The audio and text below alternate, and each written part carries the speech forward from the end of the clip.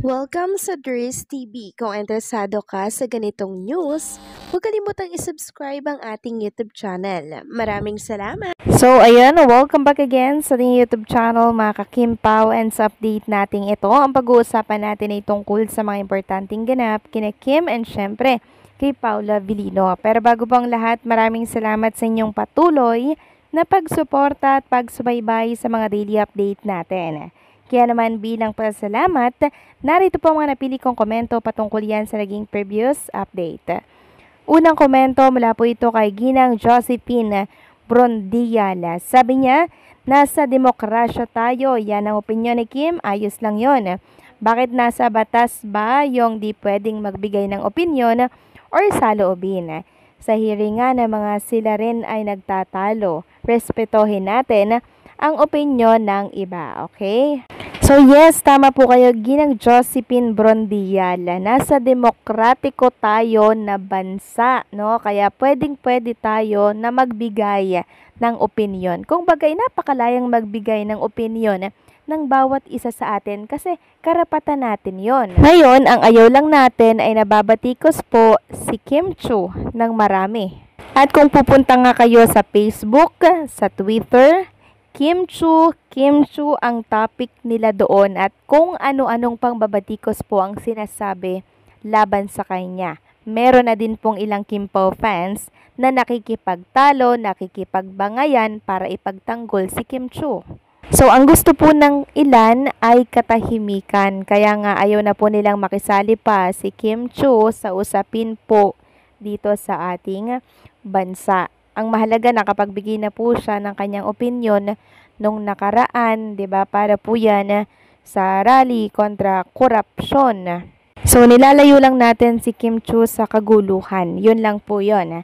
At ang pangalawang komento naman mula po kay Horizon. Sabi niya, nabasa ko yung post parang hindi si Kim ang may gawa. Knowing Kim na mahusay siya gumawa ng message at may respect. Yung nabasa ko may mali sa grammar at medyo walang respect. Hindi masasabi ni Kim yon, kaya hinihikayat si Kim na magpaimbestiga. Sabi niya pa, Dries, nabasa ko yung post na account name ni Kim ang gamit. May mga nagsasabi na hindi si Kim may gawa. Yes, parang hindi si Kim may gawa dahil knowing Kim mahusay mag-compose ng messages. Tama ang grammar at may respect. Yung message na binura ay may mali sa grammar at medyo walang respect. So, yun din yung napansin ko. Doon pa lang sa choose parang may kulang no mga kakimpaw, and then doon sa iba pa po na grammar na nabasa natin. And meron nga pong nagsasabi na baka daw social media manager di umano ni Kim Chiu yung may gawa noon, kaya binura din agad ang naturang post. Kasi sa pagkakaalam ko, lahat po ng artista na merong mga account, social media manager po ang gumagamit niyan. Kung baga meron po silang admin dito. Kaya hindi rin natin masasabi kung si Kim Chiu nga talaga yung nag-post nun. Kasi kilala ko rin po yung post ni Kim Chiu, mga kakimpaw. 'Di ba? Ang daming emoji lagi niyan. Tapos hindi siya nagsasabi ng ganito. So, medyo kahina-hinala nga po yung naturang post na yon. At yan po yung tatalakayin natin ngayon sa update na to. So, unahin na natin muna na pag-usapan ng tungkol dito sa taping nila dito po sa Cebu. Ipeplex ko lang ulit itong day 4 taping nila sa The Alibay. So, busy na naman as usual ang Team Alibay together with Kim Chiu and syempre Paula Vilino. So, puspusan na po itong ginagawa nila kasi syempre ang daming galap nila this coming October. Meron pong fun run, 'di ba? Tapos meron pa pong Vancouver, Canada. Kaya minamadali po nila at pinupulido at the same time yung kanilang mga eksena dito. At ang next topic naman natin mga kakimpaw, pag-usapan natin ang tungkol dito sa naging post ni Kim Chiu dito po yan sa X account. Meron nga po akong nabasa sa isang page na hindi sila naniniwala na si Kim Chiu talaga yung nag-post. Sabi dito, halata sa nag-type, hindi yan si Kim ang nag-type. Fake news yan.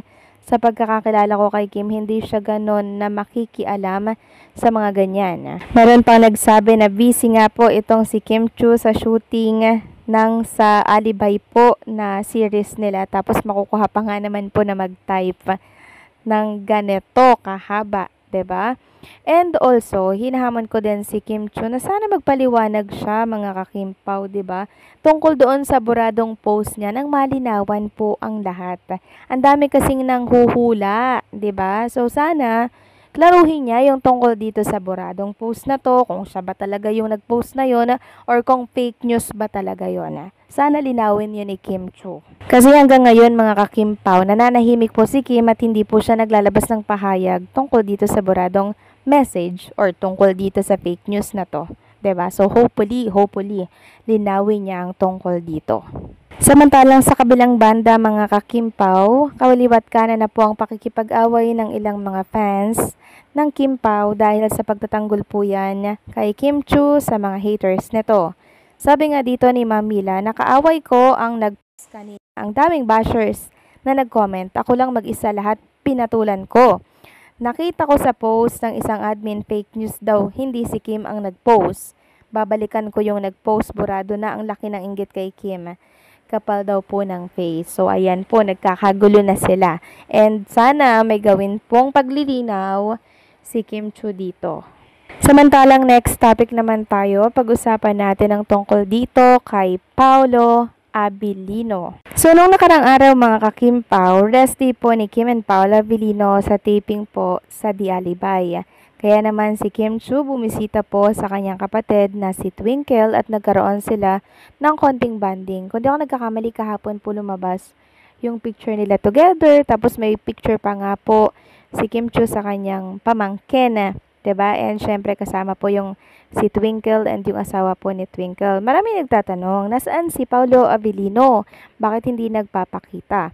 Merong nagsasabi na, paano magpapakita? Siya yung photographer ng naturang picture ni na Kim, Twinkle at asawa nito. So kung inyo mapapansin, mga kakimpaw, yan po yung laging katanungan ng ilang mga netizen pag nakikitang wala si Paolo Abilino sa tabi ni Chinita Princess. So hindi na po natin kailangan pang hanapin si Paolo Abilino kasi si Paolo andyan lagi yan sa tabi ni Kim Chiu. Nakaalalay po siya sa mga pupuntahan nito dyan po sa Cebu since day off nga po nilang dalawa. Kaya it's time naman para mag-quality time kasama po ang family nitong si Kim Chiu. And possible, 'di ba, na after pong bumisita ni Kim Chiu sa kanyang mga relatives diyan po sa Cebu, nagala sila at in-explore ang ganda po ng lugar ni Kimi, 'di ba? So hindi natin alam ang mga nangyayari. Kaya makita man natin si Paolo or hindi sa mga picture ni Kim Chiu, isipin na lang natin na lagi po siyang nasa tabi nito.